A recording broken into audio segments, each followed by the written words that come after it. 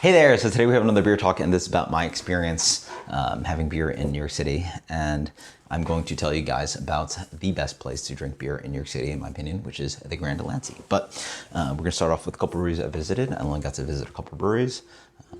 Sort of how the trip went, a lot of busyness, hanging out with friends, and a lot of busyness. It's just hard to get around, visit breweries, and all that kind of crazy stuff. So first one I want to talk about is Talea. Talea is a brewery based in North Williamsburg, sort of Greenpoint area, and it's a female-owned brewery.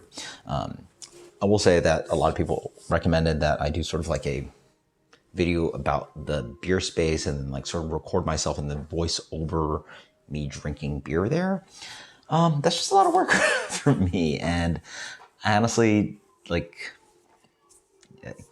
can tell you a lot more about the product than just anyway.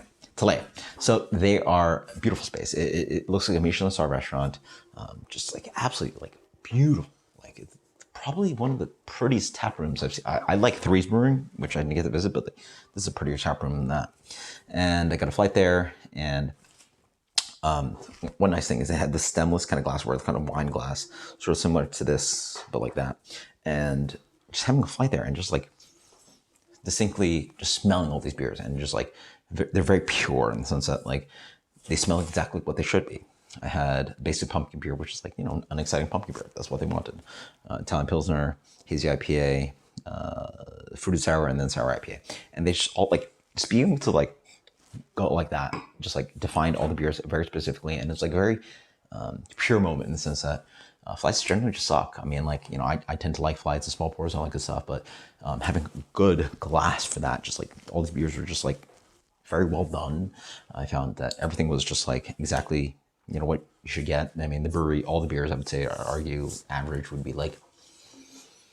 A minus, some 90 something. It's just good beer. It's just good beer all around and absolutely fantastic. So I definitely think that's an underrated brewery. Check it out. I also went to Grimm.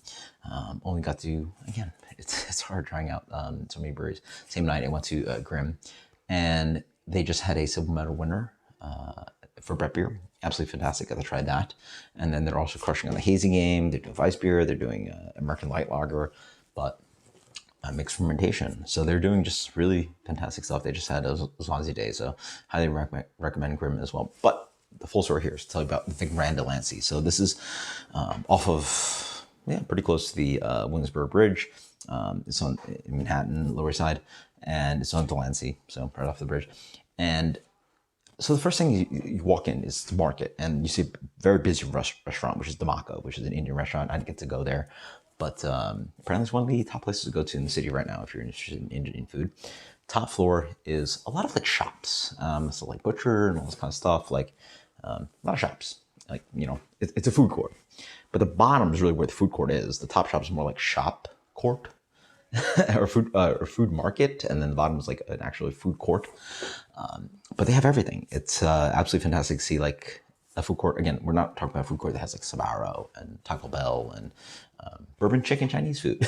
It's ramen and one of the best slices you can get from Corner Slice, burger, artisanal burgers and Bings and Latin food. It's a proper New York quality, amazing food experience. But all the way back downstairs, you'll find the Grand Delancey.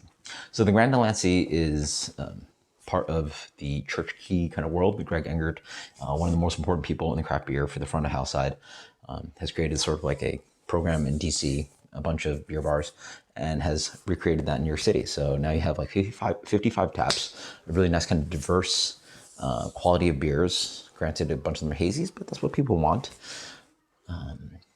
They do so the fun thing about their tap list is so wide, but they do obviously the new age stuff, funky, hazy and all that stuff. But they also do old world, so a bunch of the classics you can get, and then also funky old world, so some picks from Britain and Germany, Belgium, and then you also get the classic old world. Sorry if I've already said that, and then just it's a wide range, and then mixed fermentation, crazy American stuff. So it just is a great tap list. And then they have the side pulls. They have all the different glassware. So you get footed Pilsner glass for your Pilsners. You get the Czech style mug. You get the Moss if you want, which is that ceramic big mug. They do all kinds of different glassware. And the fun thing about the bar is that you can actually order from the bar and get the food court beer to food court food to your seat at the bar. So actually, again, why I don't have much content is like, you know, I was here to enjoy my time, and I spent a lot of the time just like texting, Instagramming the fellow advanced restaurant group that I had, and I got a few dishes, ordered a bunch of beers, and like, let's go through tasting them. So that was extremely exciting and really fun. Whether that's shootable product for you guys to like, you know, give you guys, I guess I didn't do it, but it was just a great time. And it's, again, a great tap list. And the great thing about the tap list too is that it's decently affordable for craft beer in New York City. You can get a solid full 16, 20 ounce pour of like classic beer for $7, $8. And then some of the other beers will be a little bit more expensive, but that's just craft beer in New York. But I did also go to Tourist and another craft beer bar. And the largest volume of beer you will get is probably, right here, 12 to 13 ounces, and you're paying flat.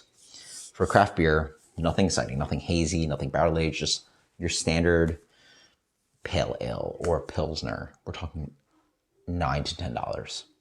So you're paying, you know, almost $1 an ounce. And it's just crazy. Like, you know, craft beer in New York City is just like not cheap. But thankfully, if you go to the Grand Delancey, you will find cheaper options if you want to pay more for obviously more exciting stuff. And small pours are not priced well, but that's the whole point of small pours. You know, you get a small pour and like you're charging you for that. But if you want a full pint or full pour of something, it's very reasonable. So Grand Delancey, sit there at the bar, sit there at their kind of seating, and order from the food court. And it's great food.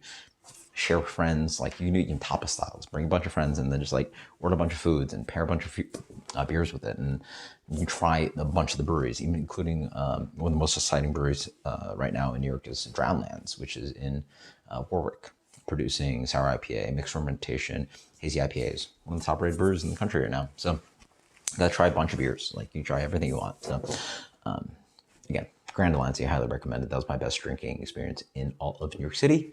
Check it out. Let me know what you guys think. And shout out to, actually, got to hang out with a couple of viewers. So shout out to you guys. You guys know who you are. Didn't get the quite meetup thing, but got to meet up with actually a couple of viewers. So that was a really fun night. So thank you so much. Until next time, guys. Let me know if you have any questions. I probably have a lot of things to answer for you guys, but until next time, later.